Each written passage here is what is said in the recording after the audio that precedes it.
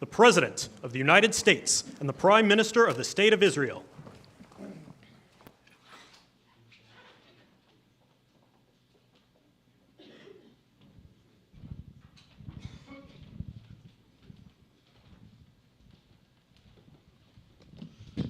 Thank you very much, everybody.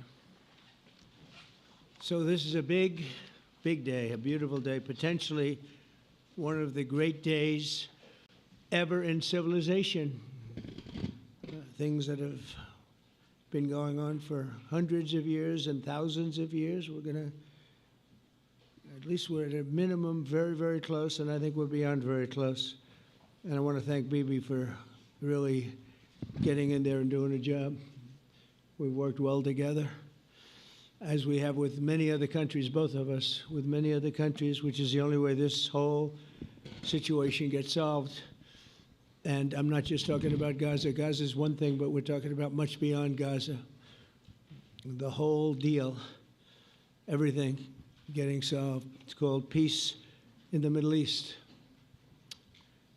So today is a historic day for peace, and Prime Minister Netanyahu and I have just concluded an important meeting on many vital issues, including Iran, trade, the expansion of the Abraham Accords, and most importantly, we discussed how to end the war in Gaza, but it's just a part of the bigger picture, which is peace in the Middle East, and let's call it eternal peace in the Middle East.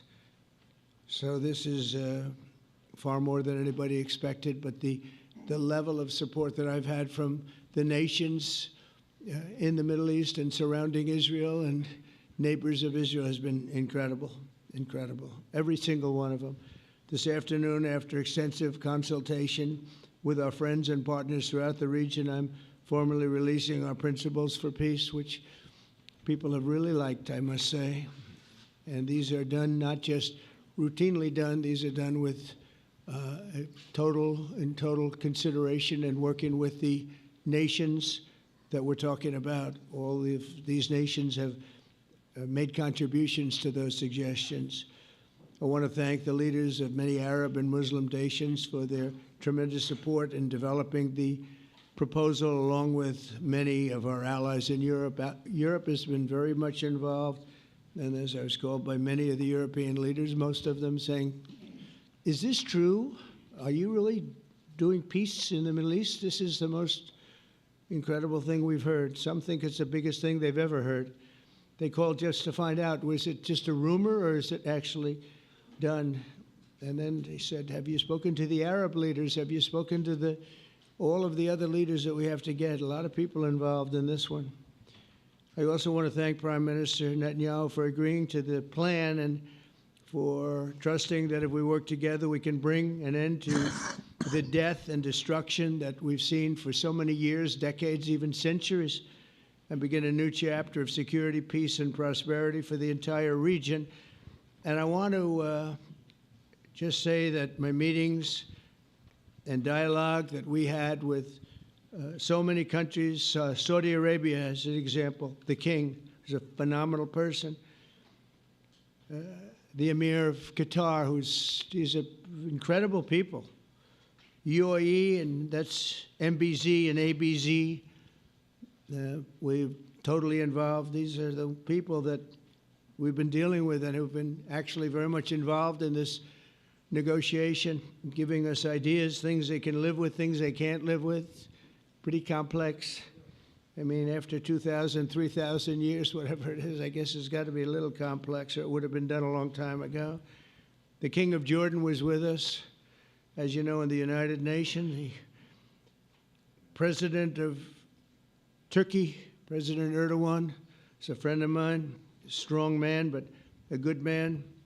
President of Indonesia, somebody who's an amazing leader, Prabowo.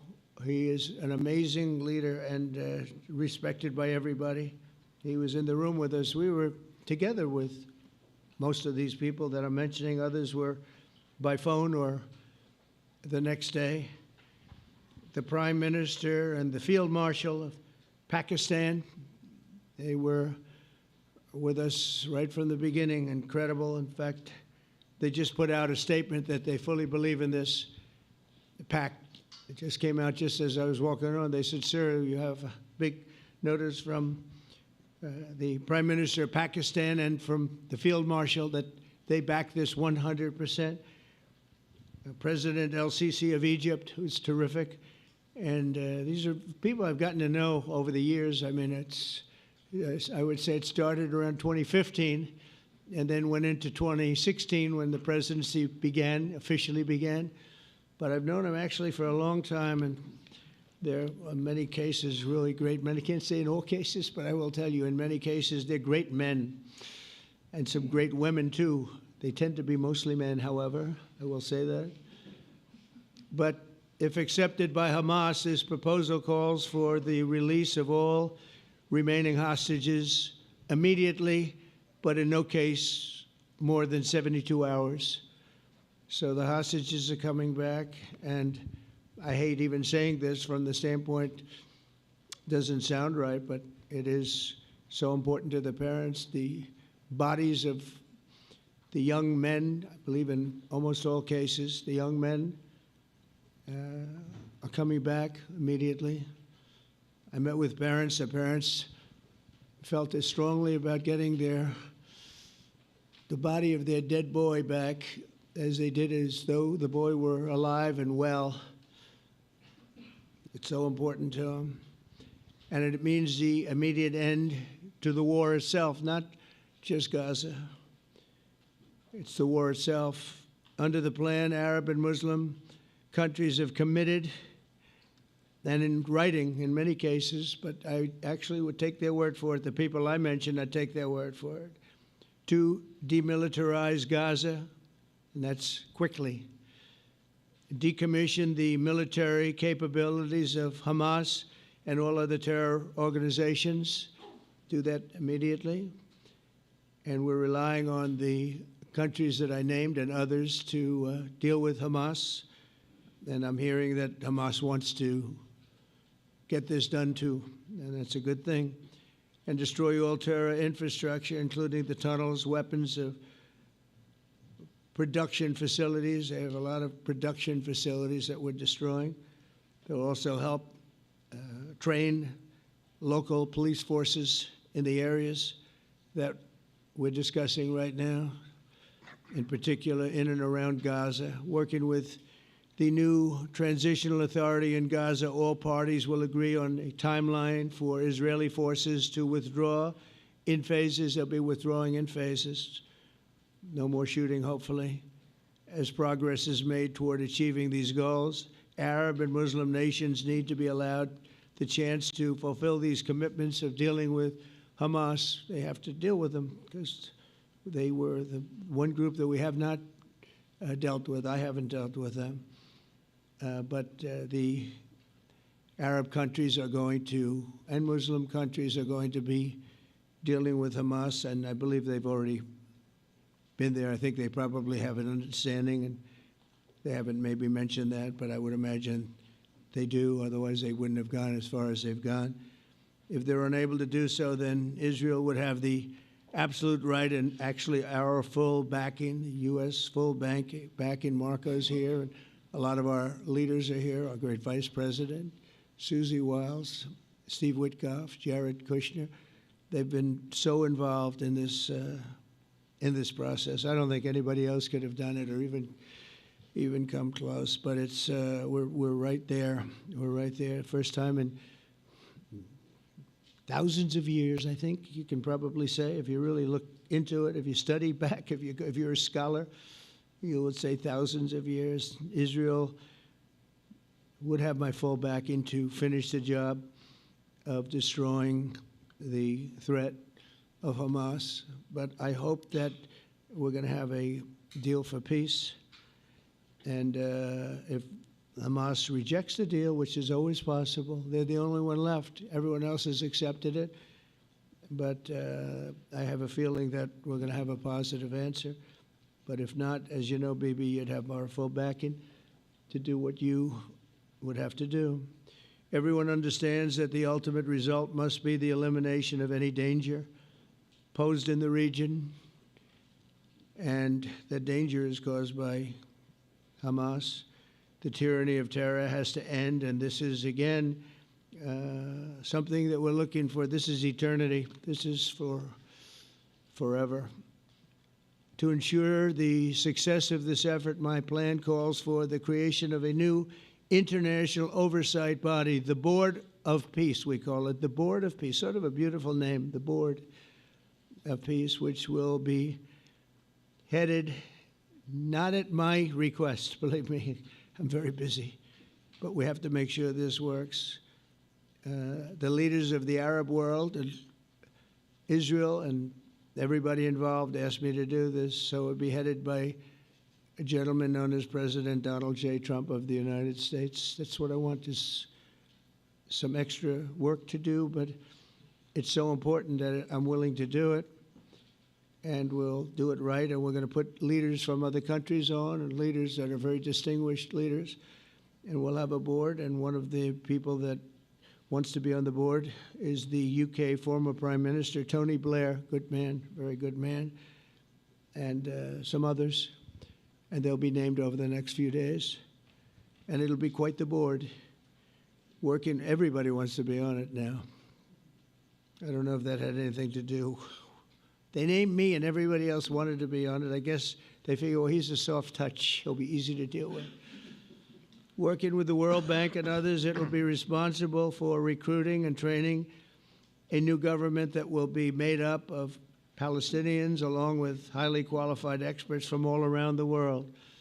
Hamas and other terrorist factions will play no role in the board, but they'll play no role in the governance of Gaza at all, directly or indirectly. As you know, thousands of Hamas leaders have been killed and soldiers have been killed. And we can never forget October 7th, but thousands have paid the price for that.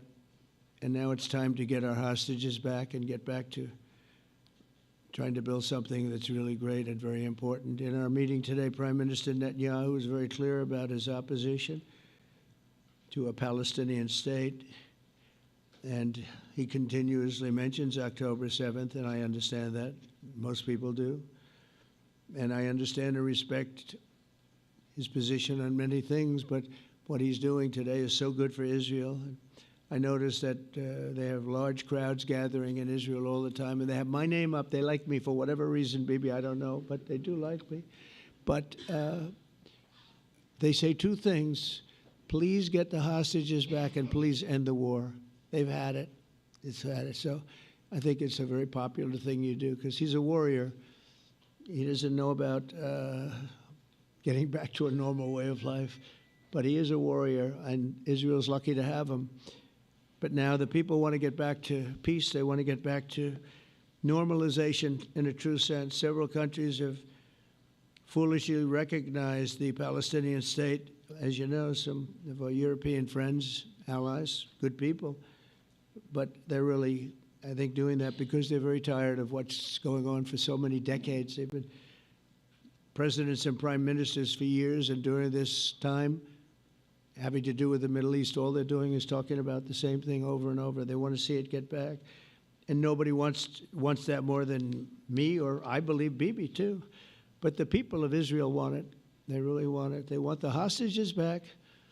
That includes the probably 32 bodies that we're talking about, 20 people that are living, 32 or so people that are dead, and they want to have peace. So let us not forget how we got here. Hamas was elected by the Palestinian people. Israel withdrew from Gaza thinking they would live in peace. Remember that a long time ago? They withdrew. They said, you take it. This is our contribution to peace. But that didn't work out. That didn't work out. It was the opposite of peace. They pulled away. They let them have it. And I never forgot that, because I said, that doesn't sound like a good deal to me. As a real estate person, I mean, they gave up the ocean, right? Ron, they gave up the ocean. They said, who would do this deal? And it still didn't work out. They were very generous, actually. And they gave up the most magnificent piece of land in many ways in the Middle East, and they said, all we want to do now is have peace. And that request was not honored. Instead of building a better life for the Palestinians, Hamas diverted resources to build over 400 miles of tunnels and terror infrastructure, rocket production facilities, and hid their military command posts and launch sites in hospitals, schools, and mosques. So if you went after them, you'd be after them, and you wouldn't even realize you ended up knocking out a hospital or school or a mosque. A terrible thing, terrible, terrible way to have to fight. No fight is good, but that's a real bad one. So there are many Palestinians who wish to live in peace. Many, many, many. I've seen so many of them, and they have support. And I challenge the Palestinians to take responsibility for their destiny, because that's what we're giving them. We're giving them responsibility for their destiny, fully condemn and prohibit terrorism and earn their way to a brighter future. They don't want the life that they've had. They've had a rough life with Hamas. If the Palestinian Authority does not complete the reforms that I laid out in my vision for peace in 2020, they'll have only themselves to blame. We're giving them an amazing footprint, and they have amazing support from the leaders of the Arab world and the Muslim world, the great leaders. These are great leaders. These are unbelievable leaders that have built great countries and very wealthy countries. What the future holds for the Palestinians, no one really knows, but the plan that we put forward today is focused on ending the war immediately, getting all of our hostages back, getting everything back. Hard to believe when you even say it, and creating conditions for durable Israeli security and Palestinian success. Israeli security is going to be involved. We're going to help you. We'll be there with you in terms of helping with security. We want to make sure it works. We just want to make sure it works. There shouldn't be a shot fired. Now, there will be, I guess, because that's the way it seems to be, but there shouldn't have to be within a few days. There shouldn't have to be a shot fired. Maybe for eternity. Wouldn't that be nice? I hope it's true. I can tell you the leadership of that region feels that there's a good chance of it being true. So this will lead to this agreement that we're talking about will lead to a sustainable, long-term peace. No president in history has been a greater friend of the state of Israel than I have, in addition to negotiating the Abraham Accords. I like to say it that way because the real people, that's what they call Abraham. I would say Abraham, but it's so much nicer when you say Abraham. So much more elegant. But the Abraham Accords, they're amazing. Jared, you did that along with your group of geniuses, and nobody thought that could be done. We have 4 countries, and Sleepy Joe Biden didn't do a thing. He didn't even know what the hell they were. He should have had them fold up. But I think this will also lead to packing them. And who knows, maybe even Iran can get in there. I hope, we hope we're going to be able to get along with Iran. I think they're going to be open to it. I really believe that. But they could be a member. I long ago said, I'll bet you at some point Iran will be a member of the Accords. And little did I realize it was going to take this turn. That was some turn we did with the B-2s. But I think they might very well be there because it's a great thing for them economically. I recognize the eternal capital of Israel. I opened the American embassy in Jerusalem. That was something that everyone said would never be done, could never be done. Virtually every president for many, many years, for decades, would campaign on making Jerusalem the capital of Israel. They campaigned on it over and over. Is that right, Steve? Is that right? Everyone, and when they got to it, and I understand why now, because it was so, when I got to office, I campaigned on it too. I said, we're going to make it, and then I'd get calls from the leaders of various countries saying, please don't do it, please don't do it. It'll end the whole world, please don't do it. And finally, I just didn't say anything, and I did it. People were calling me before I did it because I heard I was going to do it, and leaders of countries were calling me, and I think it was on a Thursday that I did it, and they'd call me Monday, Tuesday, Wednesday, 3-4 times a day, and I said, tell them I'll call them back on Friday. And I announced it on Thursday, and I called them back, the biggest people in the world, and they said, "You've done it." I said, "Done what?" "You've made the capital of Israel, Jerusalem, and we wanted to talk yet." I wish you called me a little sooner. Maybe I could have done something about it. So that was a lot easier than getting into an argument, because I knew what they were calling about. And you know what? It turned out to be amazing.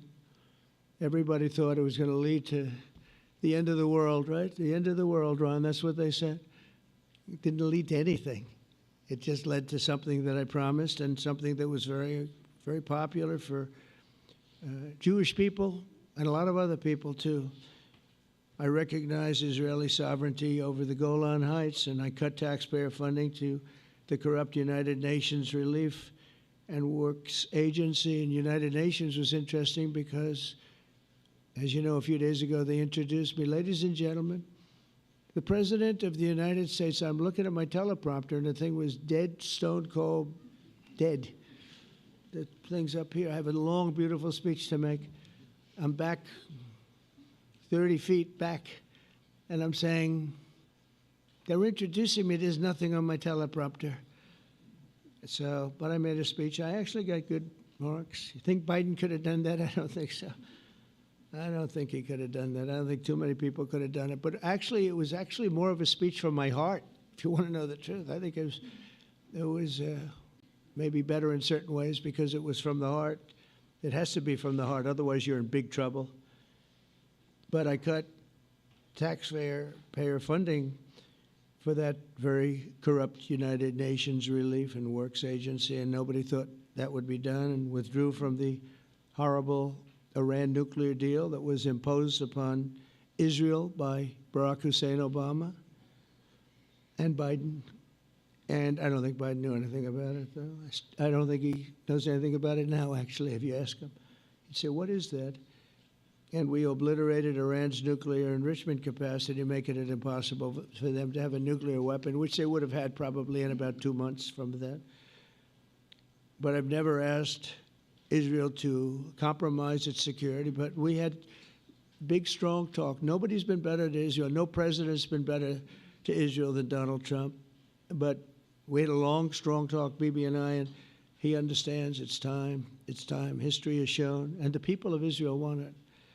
And the people of the Middle East want it. The people of enemies of Israel want it. But they don't have really too many enemies right now. And you know what?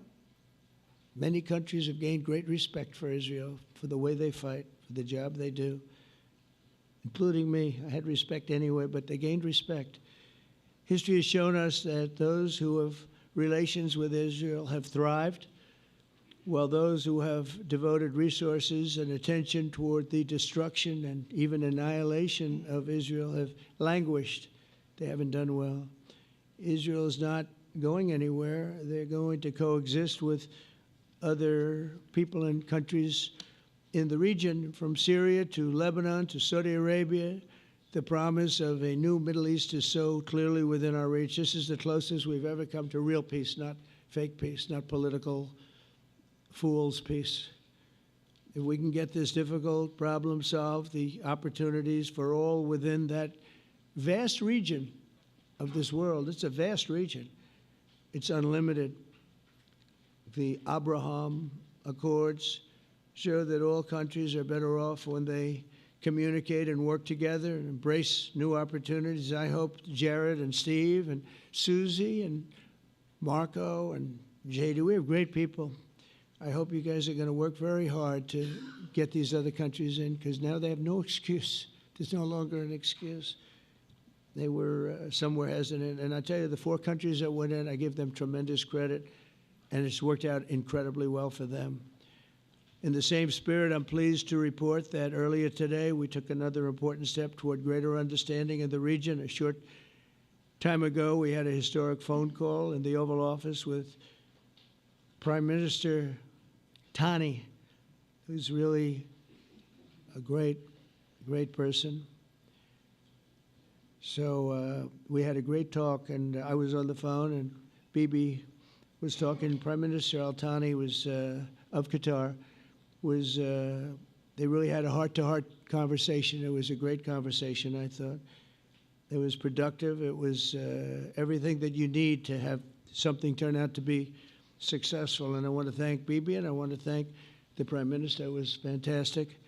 We agreed to launch a formal trilateral mechanism between Israel, Qatar, and the United States to begin a dialogue to enhance mutual security, correct misperceptions, and avoid future misgivings. And I want to thank Qatar, its leadership, and the Emir. He's a fantastic person. I think, you know, I'm going to be his public relations man because I know him differently than a lot of people know him. But he wants peace. He wants to see peace. And its people, and they really acknowledge the critical role that they've played as mediator.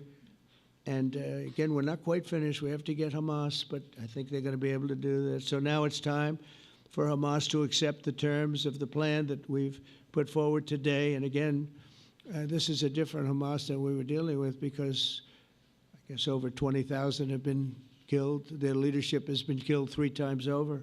So you're really dealing with different people than we've been dealing with over the last 4 years, 5 years. Everyone has done their part and come to the table in good faith. Our Arab and Muslim partners are fully prepared to step up and fulfill their commitments for the benefit of the people of Gaza and the entire region. They're willing to step up and do a lot. They really are. There are a lot of good people involved.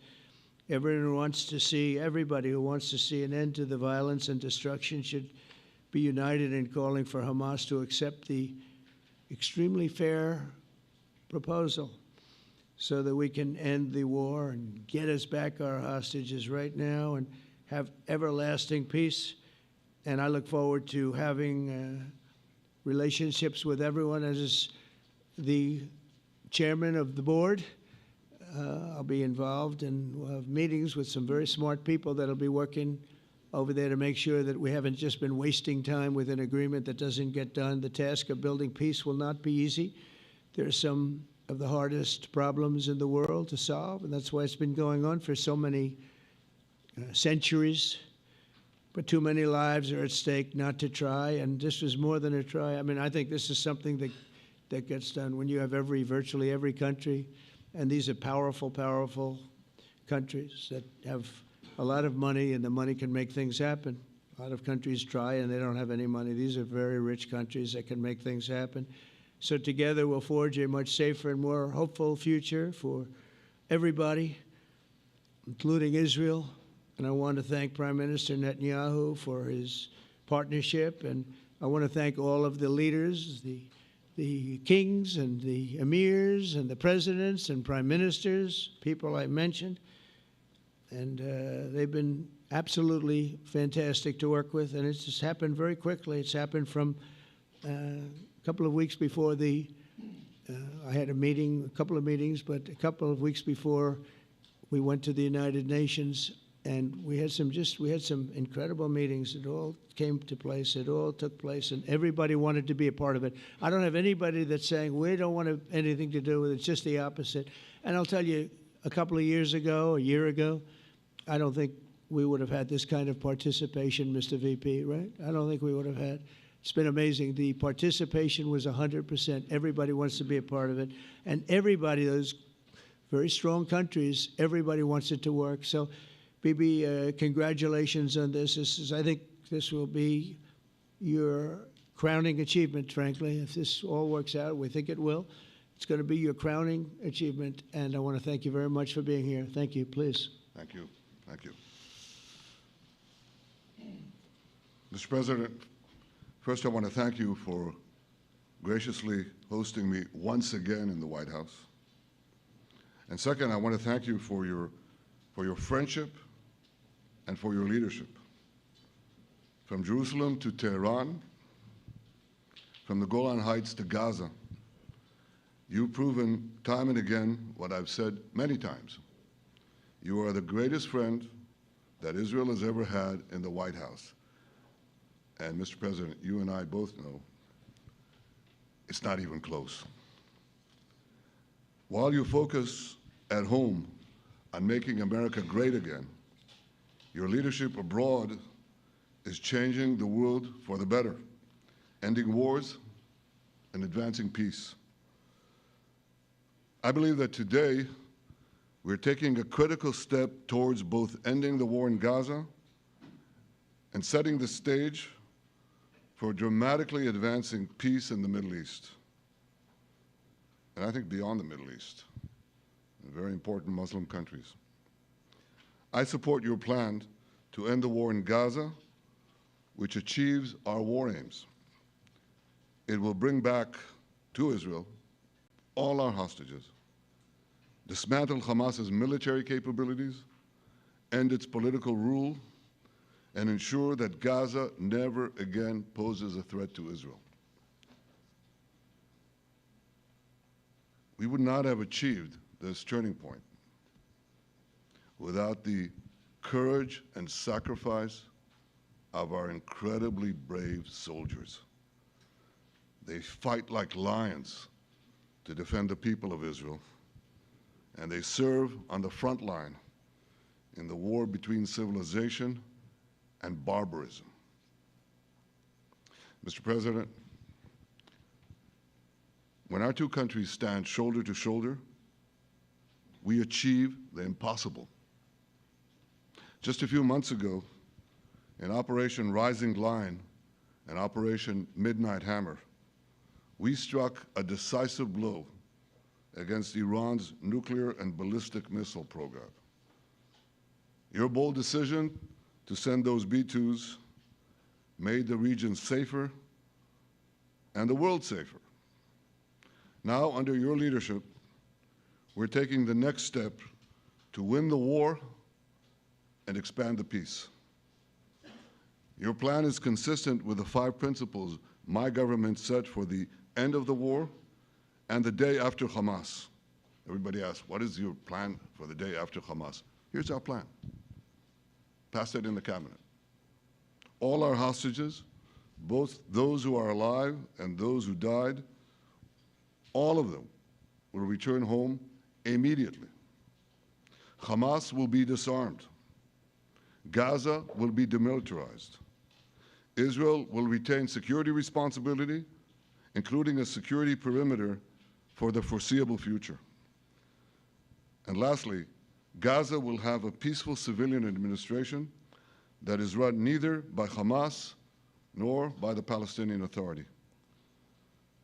If Hamas agrees to your plan, Mr. President, the first step will be a modest withdrawal, followed by the release of all our hostages within 72 hours.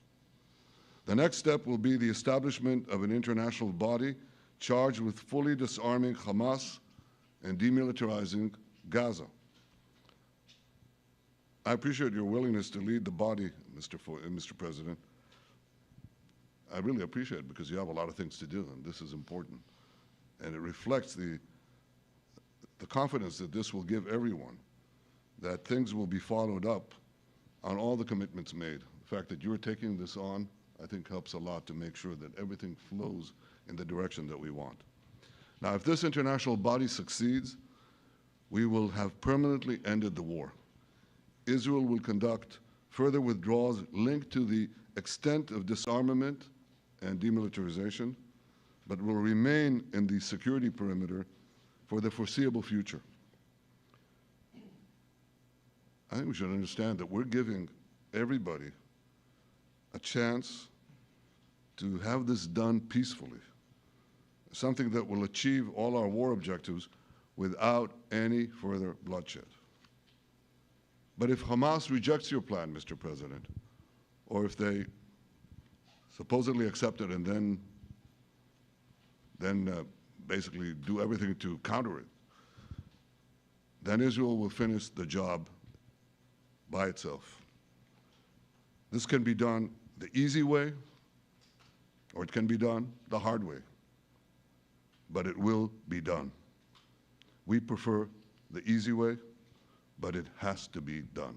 All these goals must be achieved because we didn't fight this horrible fight, sacrifice the finest of our young men to have Hamas stay in Gaza and threaten us again and again and again with these horrific massacres.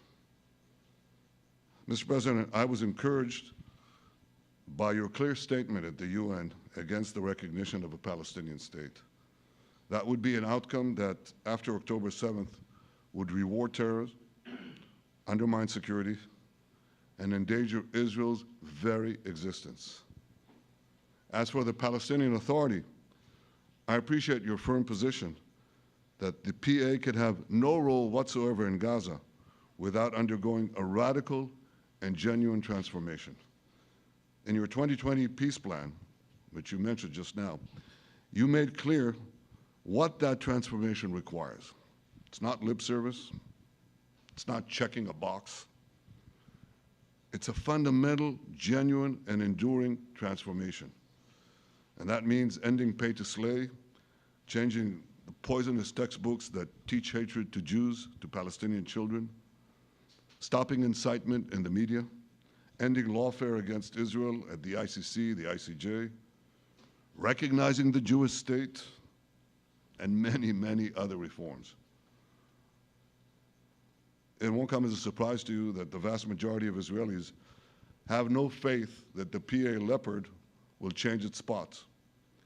But rather than wait for this miraculous transformation, your plan provides a practical and realistic path forward for Gaza in the coming years, in which Gaza will be administered neither by Hamas nor the Palestinian Authority, but by those committed to a genuine peace with Israel. I think this can be not only a new beginning for Gaza, I think it can be a new beginning for the entire region. Under your leadership, we can re-energize, well, I've got to contribute my own, we can re-energize the Abraham Accords. That's what it's called in the original Hebrew, Abraham. Abraham is fine, Abraham, however you want to call it. Under your leadership, Mr. President, we can re-energize the Abraham Accords that we forged 5 years ago. We can expand them to many more Arab and Muslim nations that choose moderation over extremism. I think there's an opportunity here. It's not going to be easy, it's tough going, but I think if we succeed, you're absolutely right. We're going to open possibilities that nobody even dreamed of. But I think we dream of them. As you've told me, Mr. President, and you've told the world many, many times, you said, remember October 7th. Remember October 7th. And we do. We will never forget the horrors of October 7th, and we will do whatever is necessary to make sure they don't happen again. Since October 7th, Israel's enemies have learned a hard truth. Those who attack us pay a heavy price, but those who partner with us advance progress and security for their peoples. President Trump just said it. It's also in the Bible. It says, those who will bless you will be blessed, and those who will curse you will be cursed. And that's actually what is happening. We want the blessings. I think we've done a lot in the past 2 years to end the curse. We're not finished, but we've done a lot. And we've done a lot together to end the curse. I want to thank your entire team for their efforts to get to this point. I especially want to thank Steve Witkoff and Jared Kushner for their indefatigable work to bring Israel and Arab states in the region closer together. I am deeply grateful to both of them for their work.